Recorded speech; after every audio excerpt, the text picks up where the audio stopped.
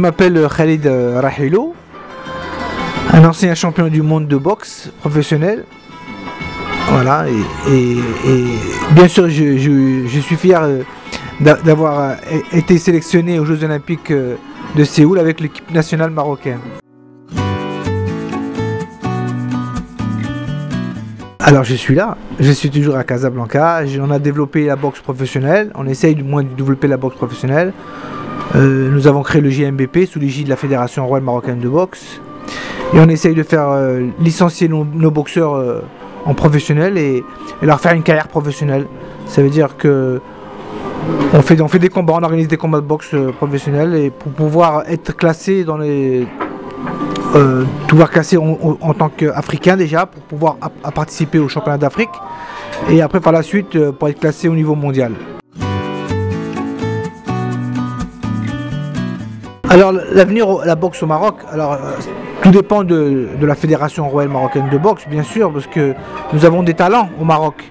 Après il faut participer dans les tournois internationaux, il faut faire des Jeux Olympiques et décrocher des médailles aux Jeux Olympiques.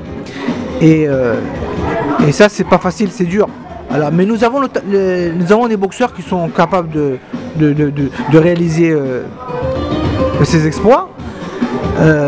Et après passer professionnel, justement après qu'ils rentrent des Jeux Olympiques, ils prennent une licence professionnelle pour pouvoir faire une carrière professionnelle, pour devenir champion du monde bien sûr.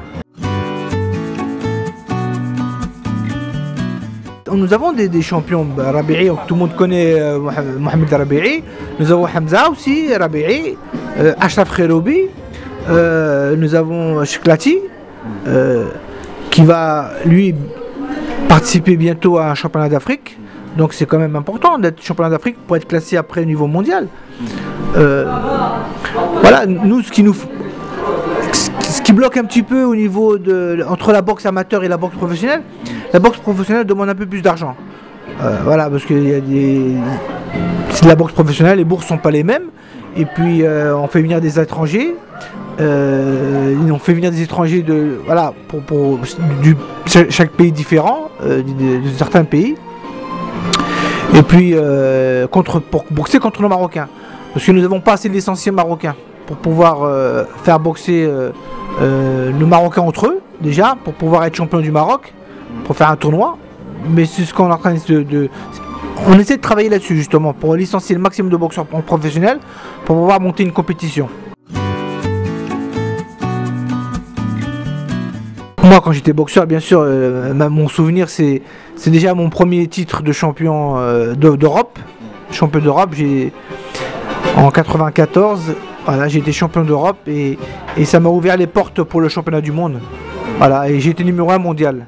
Après, et bien sûr, le grand souvenir que c'était à Nashville, le 11 janvier 97, contre Frankie Randall.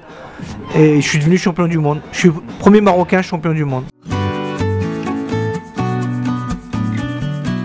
Alors déjà en France on m'avait contacté et on m'a dit que Sa Majesté suivait mes combats de boxe et qu'il était très intéressé par ce que je faisais et qu'au Damaya Bzef pour que je puisse réussir ce que j'entreprends. Et ça me fait chaud au cœur.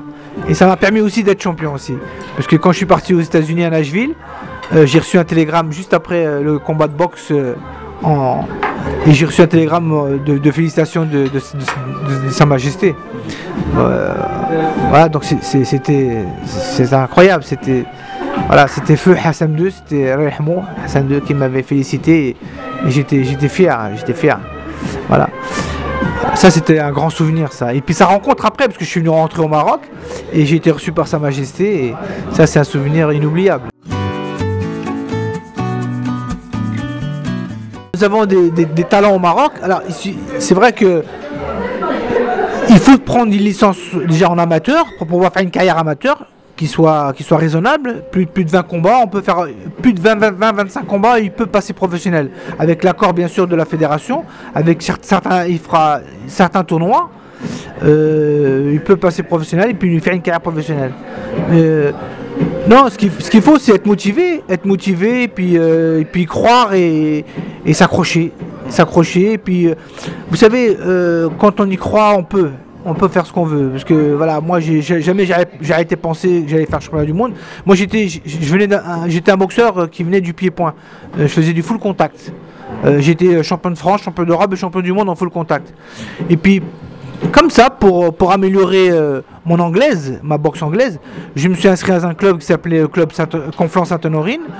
Et un monsieur, monsieur Roger Torel, m'a repéré, m'a dit que tu étais talentueux et que tu pouvais faire quelque chose si tu faisais des combats boxe en boxe anglaise. Et je lui ai dit pourquoi pas, anglaise.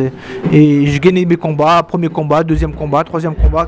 Voilà, je gagnais pratiquement, j'avais, je me rappelle, 19 combats, 19 victoires. Voilà, non, j'ai participé au championnat de France, j'ai gagné plusieurs fois, championnat d'Europe plusieurs fois. Non, c'est bon, j'ai mon palmarès qui parle pour moi, mais non, c'est des bons souvenirs, ça, c'est des bons souvenirs. Mais c'est pour ça que je dis aux jeunes qu'il faut y croire, puis il faut s'accrocher, et puis il faut le facteur chance aussi, bien sûr, il faut tomber sur les bonnes personnes, des bons entraîneurs aussi, voilà. Et je pense qu'ils pourront y arriver. Moi, je suis là au Maroc pour les aider aussi, pour développer la boxe professionnelle, pour leur donner la chance d'être champion et d'être connus, surtout au niveau médiatique. Voilà, maintenant après c'est eux qui font le travail, hein, c'est pas moi. Moi j'essaye de leur donner une petite chance, de les faire connaître. Après c'est eux qui doivent sur le ring s'exprimer.